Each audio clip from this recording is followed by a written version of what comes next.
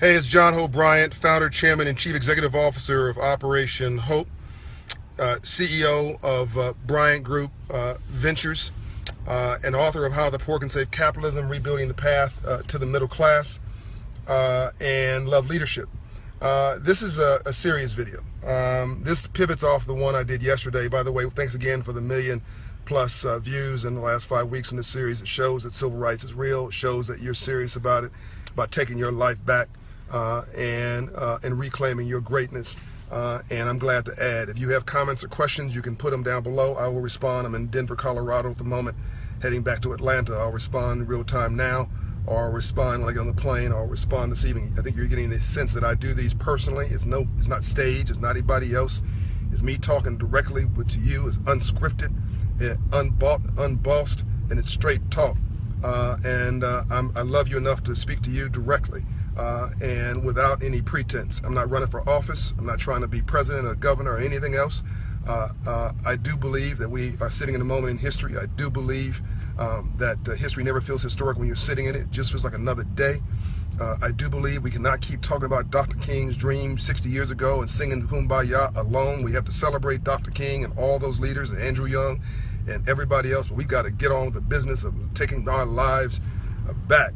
What did Dr. Dorothy Height tell me, the late Dr. Dorothy Height? She said, John, I like you because you're a dreamer with a shovel in your hands. You're a dreamer with a shovel in your hands. We can't just be PhDs, we got to be PhDs too. And we can't be angry for a living. Now this pivots on what I talked about yesterday. I did the Roland Martin show. I love that dude. He's dropping some pearls of wisdom. I'm trying to drop some facts about how you can take your life back. I mentioned slavery. I mean, people lost their mind. I mentioned that slavery was an economic deal. Nobody went to war in the Civil War to save black people. This was about war. Slavery was about building a country for free. And I'm doing a whole piece on why slavery and why blacks is actually a compliment to blacks, because we were agents, really geniuses of agriculture, which is why they went to Africa to get us. But this is not the session today. This session is for everybody, not for black people. But when mainstream America has a headache, black folks have pneumonia. So we are all sick. So I am going to talk specifically about this black pain piece, because I think that it is more acute in our community and needs to be addressed. And so yesterday I mentioned this, and people they went off on me. In fact, one dude, I'm gonna do a piece called Uncle Tom. I've never been called Uncle Tom in my life. I actually took it as a bad. My brother in the comments called me an Uncle Tom.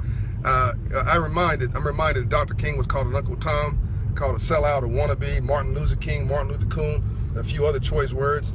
I take that as a great compliment. The next Uncle Tom that produces 2 million clients in their organization and invested $2.5 billion in inner city communities, you should want everybody in your mama to be an Uncle Tom. So it's okay if you don't like me. I like me. I don't have a self-esteem problem. I got other problems, but that's not one of them. And I'm used to being an outlier. So let me speak truth to power. There's a reason I don't want you to be angry. There's a reason that you can't be angry for a living. There's a reason why you can't be black for a living. Because people get you off your game. It's amazing, this technology. My connection was better than in South Africa. By the way, if you're tuning in from other parts of the world, hello. I know Nigeria may be tuning in, South Africa may be tuning in other parts of the world. Okay, I'm trying. It's not me. It's the connection, folks. And I'm in the middle of the city. I don't know what else to tell you.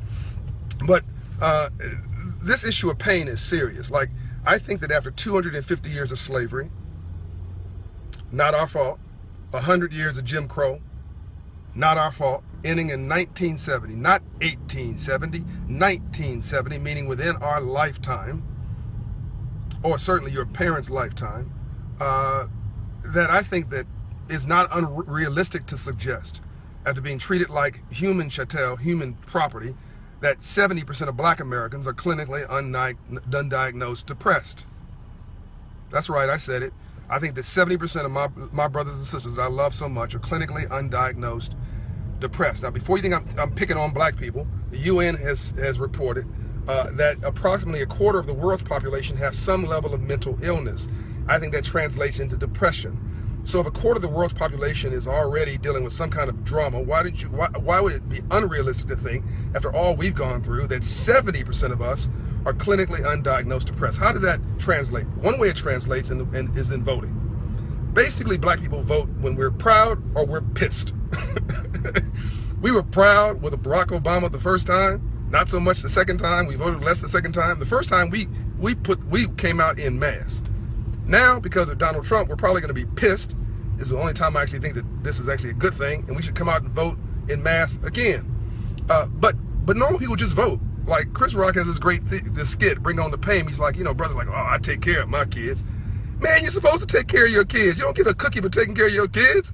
Like, oh man, I ain't never been to jail. You're not supposed to go to jail. I mean, what do you want, a cookie? You want a Nobel Peace Prize? Take yourself and get a job, right? So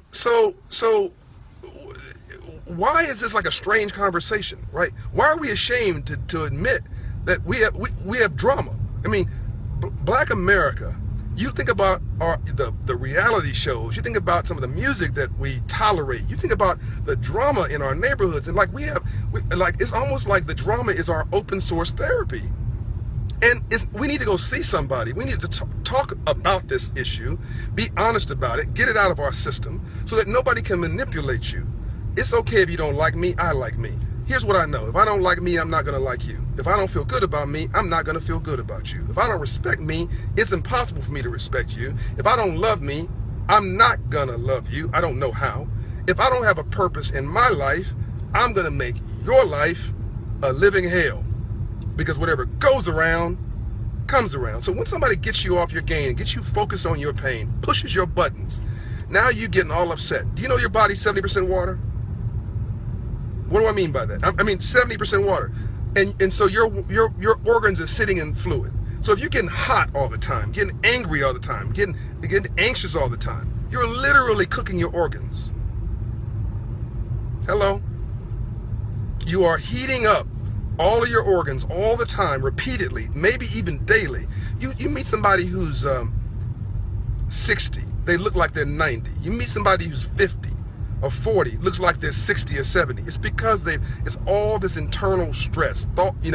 I think a lot of disease is dis-ease.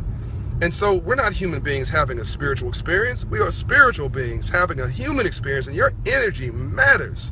That's why I said in the video 2 days ago, learn to smile, for God's sake. Nobody wants to deal with your cranky rear end.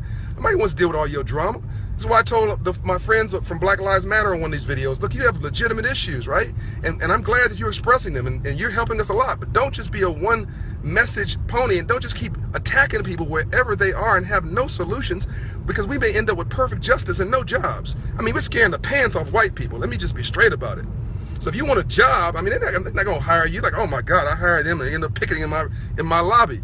I mean, heck, I may and add value, and we can do that. Black people can do this. Brown people can do this. Latinos, whites, there's more poor whites in America than poor anybody else, by the way. So we're not the only ones with pain. My Jewish brothers and sisters, 6 million of them killed by Hitler, were disallowed from owning land in the 20th century in Europe. They didn't just sit on their hands, say whatever, and crow about racism. They decided to create portable wealth, which we now call financial services.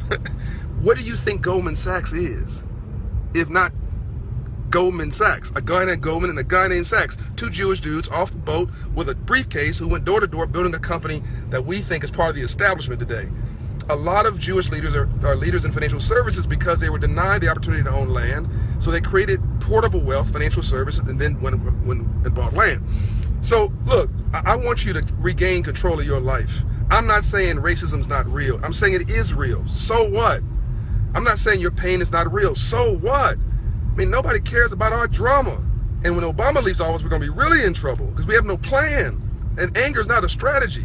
So we have got to become passionate about our lives. We got to take our lives back. We got to deal with our pain. Go see a therapist. Talk to yourself. Do something.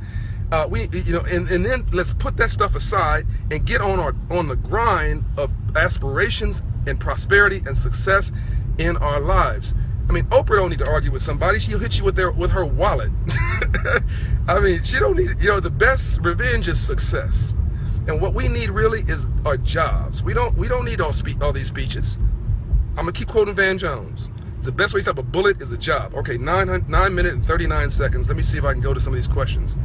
Stress will kill you. You age faster. Bridget, yep. Sheila, yep. Nisha jumps in. Unnecessary drama. It doesn't affect you. It doesn't affect you. Then don't let it bother you. Why worry about things you can't control? Absolutely. If you're going to pray, why worry? You're going to worry, why pray? Byron talks about portable wealth. Mark Love, unfortunately, that's the default word for Brother Spew when a black man uses his energy toward inclusive productivity rather than just being angry. I'm apologizing for that. I'm not quite, you got Mark, give me a bit more detail on that. I'm not quite sure I completely understand. Ronald Carter, I truly appreciate your passion and direct approach. Thank you. Love from Chicago. It's not me, folks. I'm in the middle of the city with a direct connection. Anyway, I hope this was good. I'll respond offline before I get kicked off this line. I'm doing these in bite-sized pieces, like an open source university. There's 1 million viewers already, which shows that civil rights is real. Go to Operation Hope, get your credit score right, become an entrepreneur, become a small business owner, encourage a kid to become an entrepreneur, small business owner, go to our internship program, volunteer to change somebody's life, because it may be the only Bible anybody else reads is watching you. Join the movement of civil rights of Operation Hope, or join Global Dignity, and I'll see you back here later. Peace and light. I'm out.